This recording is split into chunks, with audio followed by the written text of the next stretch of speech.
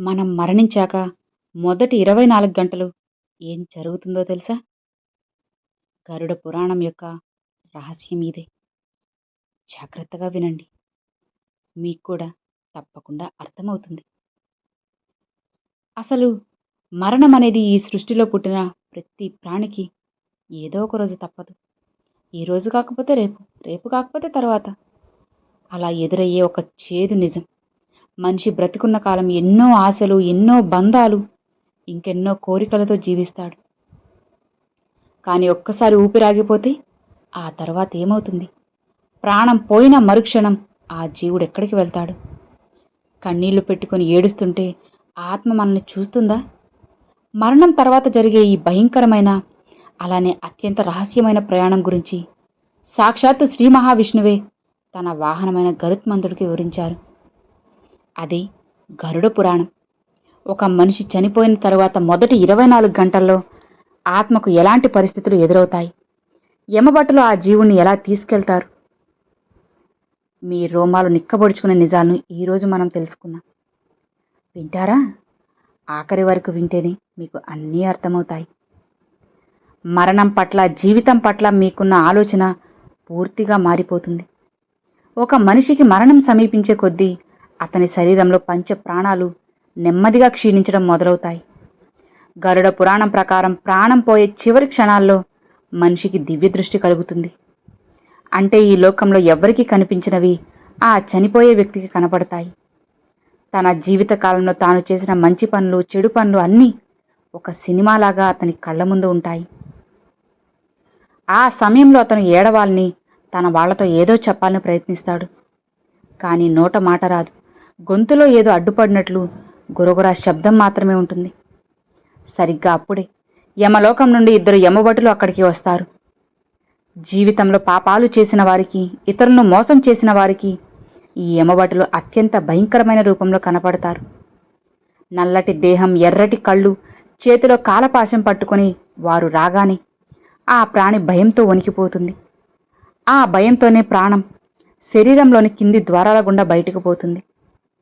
ఆ సమయంలో జీవితాంతం ధర్మబద్ధంగా బ్రతికి భగవంతుని నమ్ముకున్న వారికి ఆ భటులు ప్రశాంతమైన రూపంలో కనపడతారు. వారి ప్రాణం సునాయాసంగా ఒక నిద్రలోకి జారుకున్నంత ప్రశాంతంగా తలభాగం నుండి బయటకు పోతుంది. ప్రాణం శరీరాన్ని వదిలేయగానే మనిషికి సంబంధించిన స్థూల శరీరం, అంటే ఈ కండరాలు, ఎముకలతో కూడిన దేహం మంచం మీదే ఉంటుంది. కానీ అందులోంచి అంగుష్ట మాత్ర శరీరం అనబడే ఒక సూక్ష్మ శరీరం బయటకు వస్తుంది.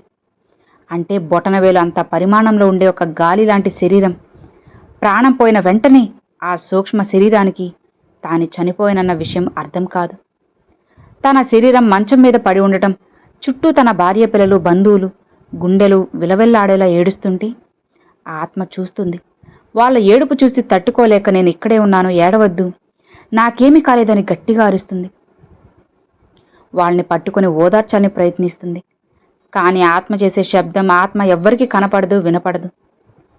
ఒక అద్దాల గదిలో బంధించబడి బయట ఉన్న వాళ్ళ కోసం ఎంత అరిచినా ప్రయోజనం లేనట్లు ఆత్మ పడే వేదన ఇంత అంతా కాదు.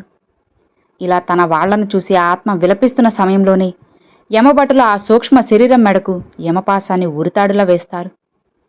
ఇక ఈ భూలోకంతో నీకు బంధం తెగిపోయింది, పద అంటూ అతి కఠినంగా లాక్కొని వెళ్తారు. పాపులైన వారిని యమభటులు కొడుతూ, కసురుతూ ముళ్లదారుల్లో కాలిపోయే ఇసుకలో ఈడ్చుకుంటూ వెళ్తారు. ఆ దెబ్బలకు ఆత్మ విలవిల్లాడుతుంది. కానీ రక్తం రాదు, ప్రాణం పోదు. ఎందుకంటే అప్పటికే ప్రాణం పోయింది కాబట్టి. ఆ బాధను కేవలం అనుభవించడం మాత్రమే ఆత్మకి మిగులుతుంది. అదే పుణ్యాత్ములైతే వారిని యమభటులు గౌరవంగా విమానం మీద కూర్చోబెట్టుకుని యమలోకానికి తీసుకెళ్తారు. మరణించినప్పటి నుండి సుమారు 12 గంటల నుండి 24 గంటలలోపు ఆ ఆత్మను యమభటులు యమధర్మరాజు ముందు పెడతారు.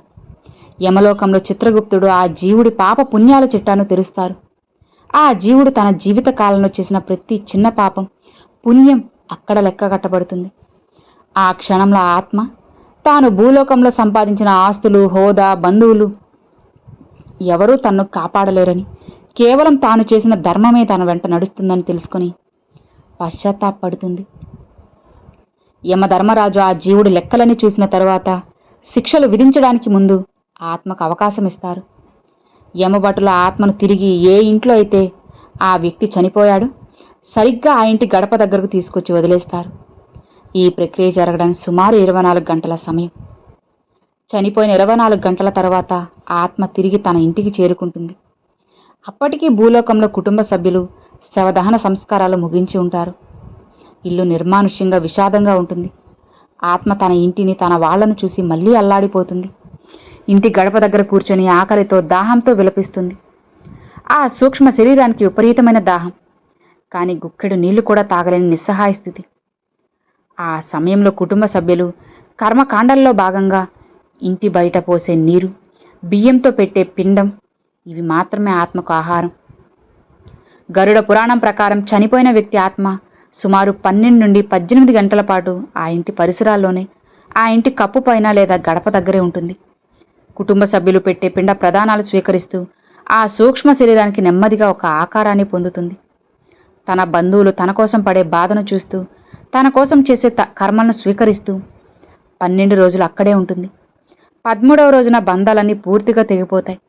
మళ్లీ యమభటులు వచ్చి ఆత్మను శాశ్వతంగా యమలోకానికి తీసుకెళ్తారు. అక్కడ నుండి ఆత్మ తిరిగి భూలోకానికి రాలేదు. యమలోకంలో తన పాపాలకు తగిన శిక్షను అనుభవించి మళ్లీ ఆ భగవంతుడి నిర్ణయం మేరకు మరో జన్మ ఎత్తుతుంది. ఇది మరణం తర్వాత ఆత్మకు ఎదురయ్యే మొదటి 24 గంటల ప్రయాణం. ఇవి వినడానికి భయంగా, ఆశ్చర్యంగా ఉన్న గరుడ పురాణం మనకి ఈ విషయాలు చెప్పింది బయట పెట్టడానికి కాదు, దారి తప్పిన మనిషిని దారిలో పెట్టడానికి. నువ్వు ఎంత అహంకారంతో బతికినా, ఎన్ని కోట్లు కూడబెట్టినా చివరికి నీ వెంట వచ్చేది అంగుష్టమాత్ర శరీరమే. యమపాసం నీ మెడ పడకముందే బతికి ఉన్నప్పుడు 4 మంచి పనులు చెయ్యి, సాయం చెయ్యి, నిన్ను పుట్టించిన భగవంతుని స్మరించుకో అని కనువిప్పు కలిగించడానికే ఈ సత్యాలను గరుడు పురాణం చేసింది. మనం చేసే దాన ధర్మాలు, ఇతరుల పట్ల మనం చూపే జాలి, నిష్కల్మషంగా మనం చేసే దైవ ప్రార్థన, ఇవే యమలోక ప్రయాణంలో మనకు అండగా నిలుస్తాయి. కాబట్టి బంధాల మీద మితిమీరిన వ్యామోహం తగ్గించుకొని ధర్మబద్ధమైన జీవితాన్ని గడపడానికి ప్రయత్నించండి. మీ మనసులో ఒక నకారాత్మకమైన మార్పును ఈ మాటలు తీసుకొస్తాయని నేను అనుకుంటున్నాను. సో విన్నారు కదా, ఈ వీడియో మీ అందరికి నచ్చింది, అలానే అర్థమైంది అని అనుకుంటున్నాను. భయపడకుండా ఈ సత్యాల్ని మనసులో పెట్టుకుని వింటే తప్పకుండా అన్నీ అర్థమవుతాయి. ఈరోజు కాకపోతే రేపైనా అందరం పోవాల్సిన వాళ్ళమే. కాబట్టి ఉన్నన్ని రోజులు ఇతరుల్ని ప్రేమిద్దాం, ఇతరులకి సహాయం చేద్దాం. అదే మనకి కోటి రెట్ల పుణ్య ఫలితాన్ని తీసుకొస్తుంది. అర్థమైంది కదా? ఈ వీడియో మీ అందరికి నచ్చినట్లయితే ఒక చిన్న లైక్ చేయండి, మీ ఫ్రెండ్స్ అండ్ ఫ్యామిలీస్కి షేర్ చేయండి. ఫస్ట్గా మన ఛానల్ చూసేవాళ్ళు సబ్స్క్రైబ్ చేసి సపోర్ట్ చేయండి friends. Thanks for watching. Om Namah Shivaya. శివాయ నమః.